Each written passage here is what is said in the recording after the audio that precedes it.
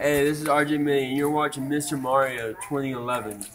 Hey, so what is going on, everyone? It is me, Mr. Mario, and today I'm just going to be doing this quick little commentary. I didn't even plan on making another video tonight, but, you know, I just wanted to anyways, and I wanted to show you all this. So, this is the Halo 5 Guardians Early Access Beta. Now, it is only available for this weekend, so from December 19th to the 21st, and it's only available to preview members in the Xbox One Update Preview program, so I was able to get the key and all that, and we're getting this about a week early because the actual beta, I want to say, goes from what I want to say the 28th or the 29th of December to January 18th, so that's going to be extended. Now, one thing I want to say is that this beta, it is a lot smaller than what the final product is going to be. And definitely what, you know, the actual beta will be. From what I'm seeing, the actual beta, it's going to have like 7 maps, 3 different game modes, some other stuff. This only has 1 game mode, it has Slayer, and it has 2 different maps. It has a map that is a remake of Midship, and it has this map right here, which draws a lot of inspiration from a map from Halo 4. So, kind of sort of remakes. Now, I'm going to be also comparing this, you know, in a casual fashion. I'm not a competitive player. Excuse the bad gameplay. It could have been a lot worse, and actually, I had some gameplay that was kind of okay, maybe a little better than this. And a big shout out to Elgato, because I had to delete it, because I don't know what it was. I checked the source file, I checked the converted file, and both of them were just like completely butchered, so I couldn't do anything with them. So unfortunately that happened. So anyways, I want to talk about the game here, and I'm going to be, you know, comparing and contrasting with other Halo games, all that good stuff. First off, I want to say, this game, it looks great, it handles very fluidly, it's very smooth. However, just, you know, with the added things such as, what the main thing is your power thruster, your boost, whatever you want to call it, that kind of adds another feature, another button, of course, to your button scheme. So that's going to really confuse you. I actually changed it up to Halo 4 controls. There is a control scheme called Halo 4, and that works out pretty well for me because I really like the default Halo 4 control scheme. Now, the gameplay itself, how does it play? Well, it's a little slower than Halo 4, but I'm really struggling with this because it's so different than any other Halo game. Now, yes, it looks the same and the premise is the same and all that, but none of the guns feel like any of the guns I've messed with in any of the Halo games. Every gun feels radically different, and it's almost a learning process again. I have to relearn, you know, how to play them. I mean, as many of you know who play the Halo series, each game plays different in its own way. But this definitely has its own. It holds its own merit right here. And it's definitely built for competitive play. There's going to be a few things I'm going to point out here. I'm going to try and keep the audio in here. I'll remember to keep it in if I can. I'll just keep it at a low volume. But there's a few things I really like.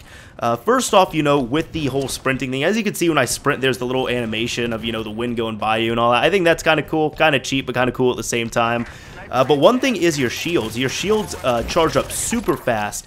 However, your shields will not charge unless you are just either staying still or if you're just walking at regular speed. If you're sprinting, your shields don't charge, so you need to stop sprinting for them to charge. It sounds like it's an annoyance, but it's actually really not, because to make up for it, the shields charge stupid fast in here, and that's really nice. Now, if you look at the gameplay, if you look at the bottom left corner, and you look above the radar, you're going to see all these names. Now, those are names of every single section of the map that pop up.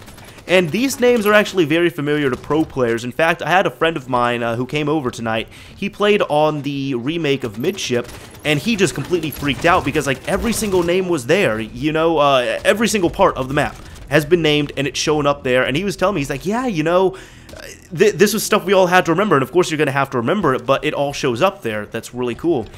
With Slayer as well here too, it actually, because I mean it even says at the beginning, the announcer says, you know, you have to control the power weapons and all that. It announces to you where the power weapons are going to spawn and when they're going to spawn and all that stuff. So that's another thing, you don't have to have that in memory anymore. Another big thing, you know, with Slayer, of course, you have to control the power weapons. That's really the best way to play it if you're playing competitively.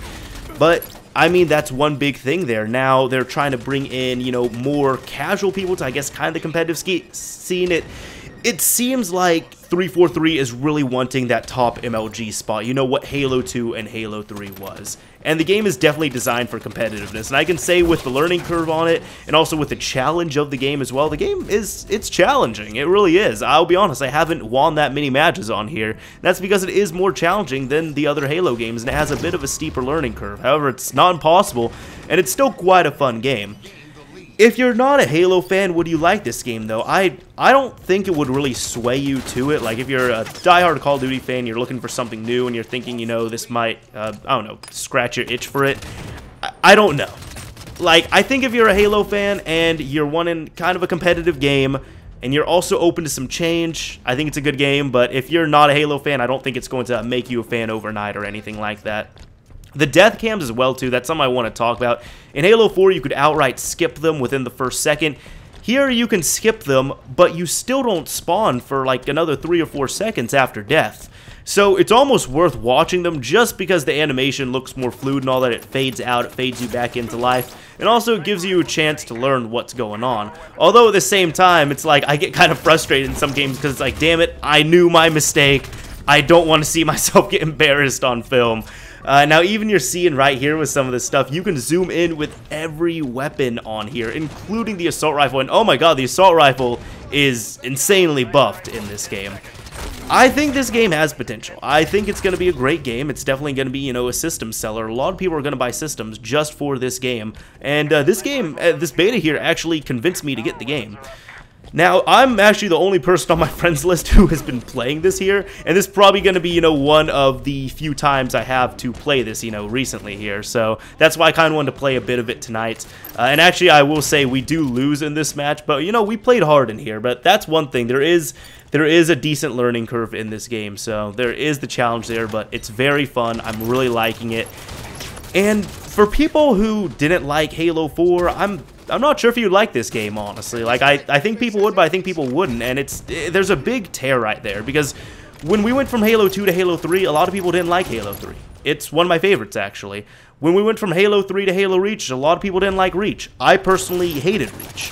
When we went from Reach to Halo 4, a lot of people didn't like Halo 4, and personally, I loved Halo 4, so I can't really judge for anyone and say, you know, if this would be a game that you love or a game that you hate.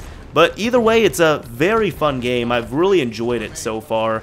I've gotten about 11 matches into it, but really, really liking it. So as long as 343 doesn't screw this one up, I think they can do a great job with it. But one big thing as well, the matchmaking actually works in here. So when the actual full beta drops, we'll see if it works. But, you know, on this small scale, it does work decently well. And there are some things, such as when, like, matchmaking, like, just breaks or when it crashes.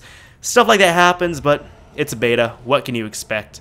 Anyways, this is Mr. Mario, signing off. Thank you for watching. Oh, and one more thing I want to say. I have to drag this out a little bit. One awesome thing is that all the Spartans will actually call out things now. Like, they'll call up what weapons they grab, all that stuff, which is, it adds a whole new thing to the game, which is just fantastic, I thought. So I had to say that before I forgot it. Put it sloppily at the end of this commentary, but definitely geared for competitive play. Anyways, this is Mr. Mario, signing off. Thank you for watching, everyone.